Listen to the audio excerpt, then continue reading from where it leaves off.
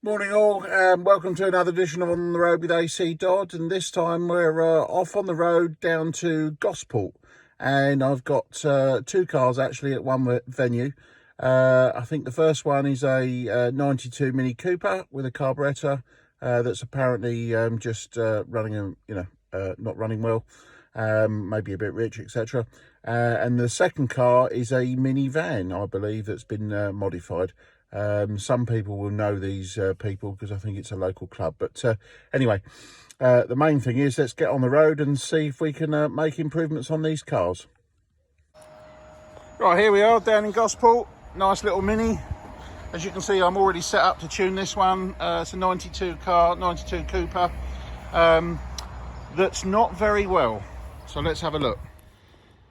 Okay, so what we got here, someone's changed the engine on this one, so there's a little bit of a mixed bag of bits. So we've got an old points ignition distributor. Apologies about the shadow there because the sun's behind me. But we got a points ignition distributor fitted. The coil is reading 4 ohms, which is annoying because it should be a 3 on this system.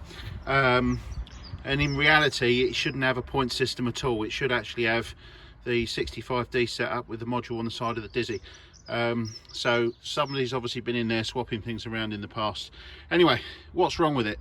It was running much too rich, so we had 0.78 at idle on the Lambda, and you'll see in there that the distributor is currently out. So as if you can see in there, that's all rusty, and trust me when I tell you it's C-solid, so it won't actually advance at all. So this engine was running 22 degrees of static advance. When you revved it, it still had 22 degrees of static advance. So our biggest issue here is there was no advance at all going on in the engine. Moving on, the spark plugs fitted were gapped at 32 thou. Now obviously with a 4 ohm coil that's not going to work at all, so we changed the spark plugs to a new set gapped to 25, and the original ones were resistors as well, which again is not going to play nicely with the 4 ohm coil. So what I'm trying to do here is make it work as best I can without swapping all the components, because at the end of the day the owner may actually want to change this for a later ignition system at some point. So anyway, I haven't even got to the needle yet, but I can imagine that's out as well. So let's see how we get on. Just go in.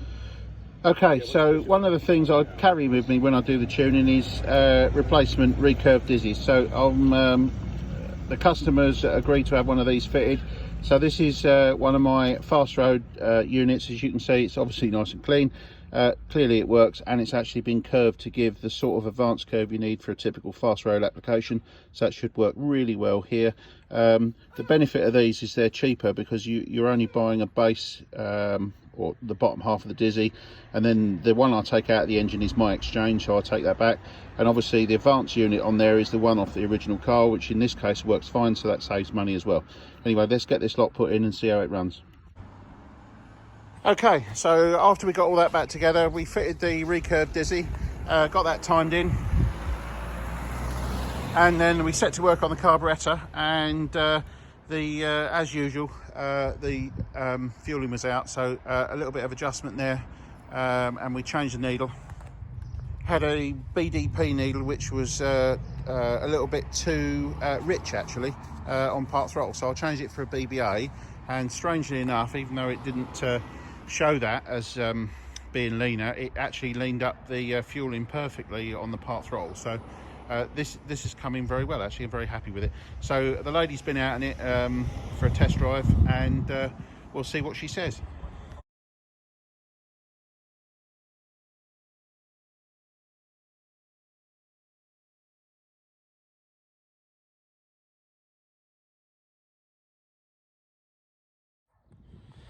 Right, this is Alex's van.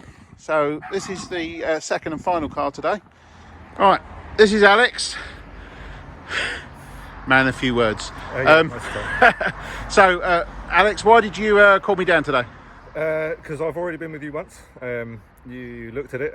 I don't think you swore, but it wasn't that far off. Since then, talking to you and stuff, got the right bits, put them on, got her to somewhere that she'd run, and I've just been waiting for an opportunity for you to come back and get your hands on it. Excellent. Okay, so what's wrong with it today then? Well, she's going up for sale soon, and I didn't want to let her go if she's not at her peak.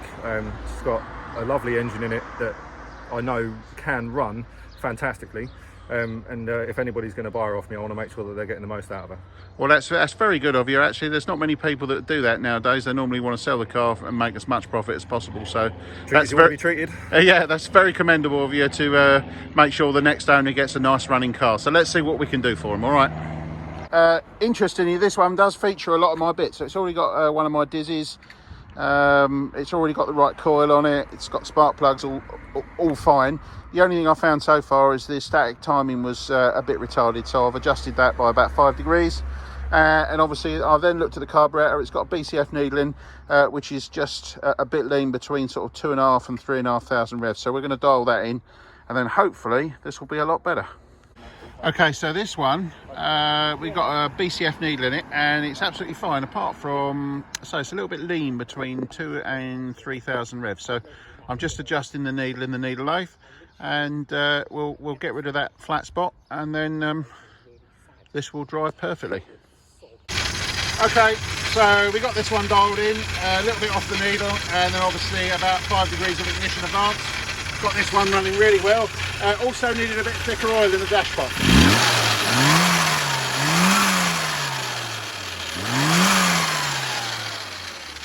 It's been for a drive. Let's see what the owner Alex thinks of it.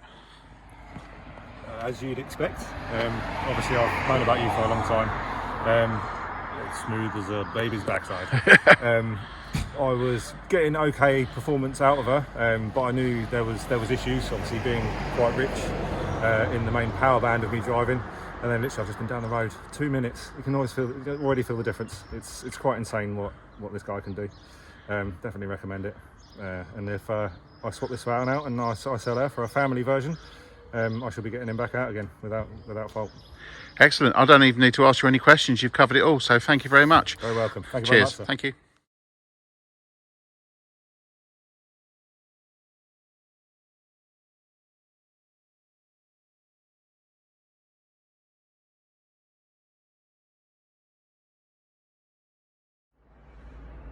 A couple of interesting tune-ups there. The first car belonged to a lady called Lisa, and she'd only had it about 10 days, but she called me out basically because, you know, the car itself, you know, didn't feel right, and she told me it was running rich, and it was.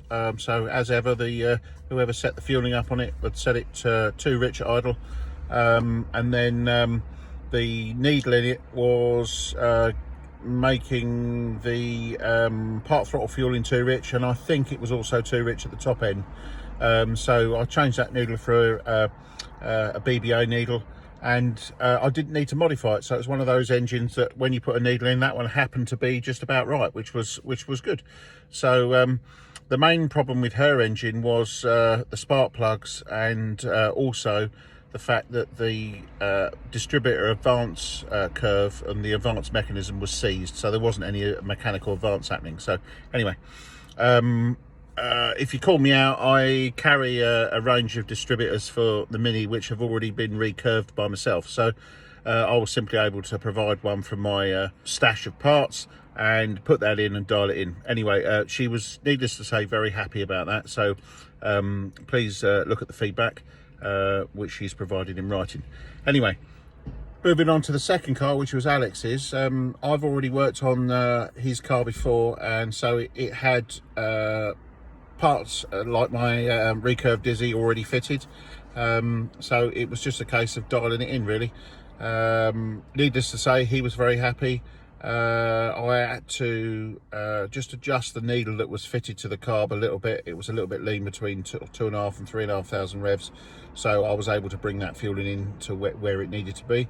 And needless to say, he was very, very happy with the performance. So again, as you've seen from the feedback, yeah, happy customers today. Anyway, so as ever, if you like the content and you want to see more, please like and subscribe. Again, if you want a tune-up or you need to know anything about tune-ups, then please contact me. The easiest way to do that is via Facebook Messenger. Anyway, I look forward to see you soon, and for those who are interested, I look forward to speaking to you soon. Thank you very much. Bye-bye.